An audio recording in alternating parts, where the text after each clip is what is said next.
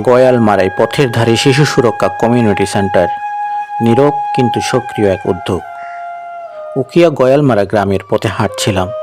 গ্রামের বাতাসে তখন সকালবেলার সজীবতা, দূরে ধানক্ষেতের সবুজের ছাওয়া দৃশ্য। এমন সময় রাস্তার পাশে নজর আটকে গেল একটি ছোট্ট ইটের ঘরে।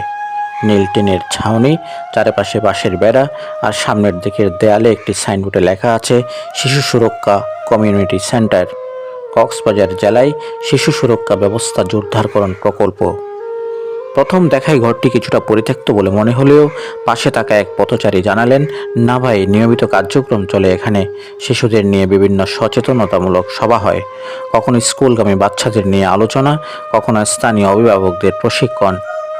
ঘরটির দেয়ালে নতুন ইটের গন্ধ মিশে আছে গ্রামের মাটির সজীবতার সঙ্গে। চারপাশে ধানক্ষেতের মাঝখানে এই কেন্দ্রটি যেন এক প্রতীক, গ্রামীণ প্রান্তে শিশু অধিকার রক্ষার নীরব প্রহরী। বোর্ডে দেখা যায় প্রকল্পটি বাস্তবায়ন করেছে সেভ দ্য চিলড্রেন, সহযোগিতায় জাপান সরকারের পিপল অব জাপান প্রোগ্রাম ও সামাজিক সেবা অধিদপ্তর।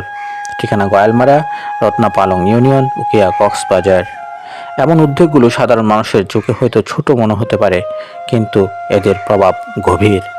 শিশুদের সুরক্ষা, শিক্ষার পরিবেশ এবং সামাজিক সচেতনতা গঠনে এই কেন্দ্রগুলো গ্রামের ভিতরে ভিতরে এক নিঃশব্দ বিপ্লব ঘটাচ্ছে। গ্রাম বাংলার প্রান্তে এমন একটি স্থাপনা শুধু একটি ঘর নয়, এটি সমাজের ভবিষ্যৎ প্রজন্মের জন্য এক আশার আলো।